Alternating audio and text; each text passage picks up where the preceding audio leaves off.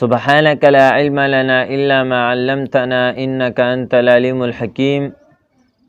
زمونږ بحث د اذان متعلق شروع دینه مخکې ویډیو کې مونږ د اذان یو څو خبرې کړې وي. نن به هم د اذان باره کې خبرې کوو. نو تیر ویډیو کې مونږ اذان ټول ویلی و، خو لیکن چې کله د سحر اذان کې نو بیا به هغې کې د حی علی الفلاح نه بعد، یعنی حی علی الفلاح چې دوه ځلې وې د هغې نه بعد به الصلاة خیر من النوم دا به دوه ځلې وې. الصلاة خیر من النوم د دې ترجمه داسې ده چې الصلاة مونځ خیر من النوم دا بهتر دی د خوب نه. او بیا هغې نه بعد همدغه رنګ الله اکبر الله اکبر دا به ووایې، بیا لا اله الا الله دا اذان شو د سحر. او دې نه مخکې ویډیو کې څلور ټایمه چې کوم اذان کېږي هغه رنګه دی څلور منځونو دپاره.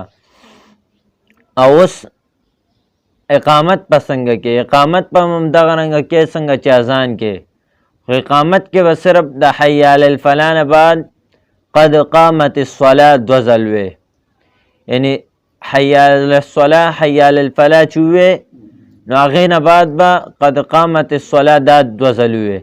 او قد قامت الصلاة معنی ده چې په تحقیق سره قایم شو مونځ یا قایمیږي مونځ. او اقامت هم د ټولو فرض منځونو دپاره سنت دی. او اقامت عام طور هغه وخت کې ویلی کېږي چې کله جمع ودرېږي. او اقامت جواب څوک چې اذان ووري په ده باندې د اذان جواب ورکول دا واجب دی، لازم دی. نو چې کله اذان شروع شي نو ټول کارونه به پرېږدي. که چېرته ته روانې نو ته به ودرېږي په ځي باندې او د اذان جواب به ورکې. او که چېرته د قرآن شریف تلاوت کې نو ته به هغه قرآن شریف به بند کې او اذان به ووري، اذان جواب به ورکي. چې کله اذان ختم شي نو بیا به هغې نه بعد بسم الله وي او قرآن تلاوت په شروع کی.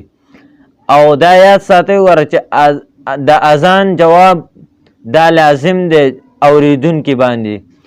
او که چېرته اکثر خلک دا تپوس کوي چې که چېرته ډېر اذانونه شروع وي نو موږ چاله جواب ورکو.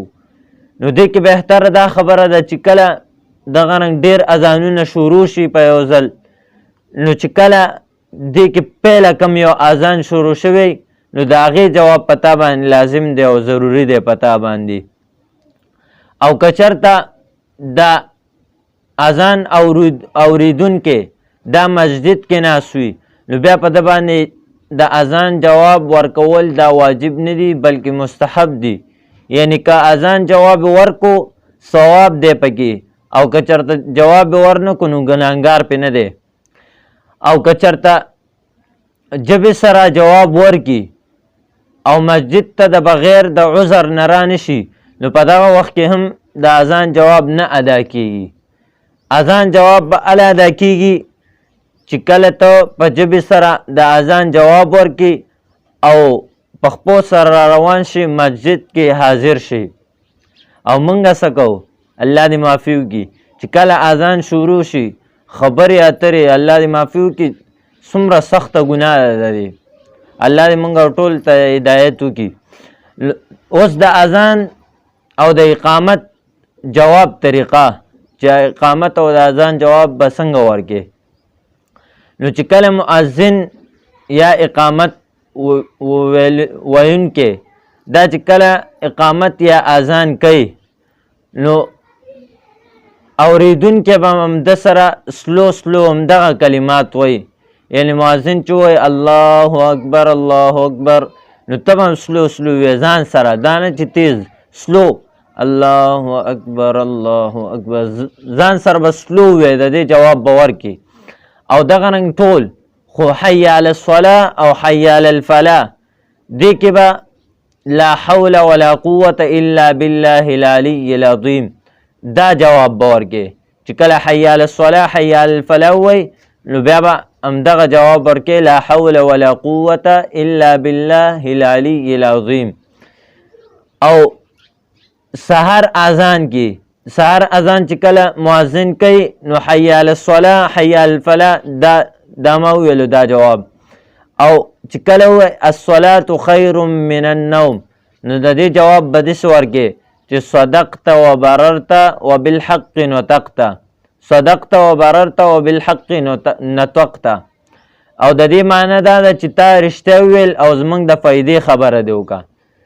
نو هغې نه بعد اقامت کې، اقامت هم د اذان په رنګه دی، څنګه اذان دی دغه رنګ اقامت دی، خو اذان به په ترنم کې لږ وي او اقامت په لږ زر زر وي. او اقامت کې به حي علی الفلاح نه بعد قد قامت الصلاة دا به دوه ځلې وي.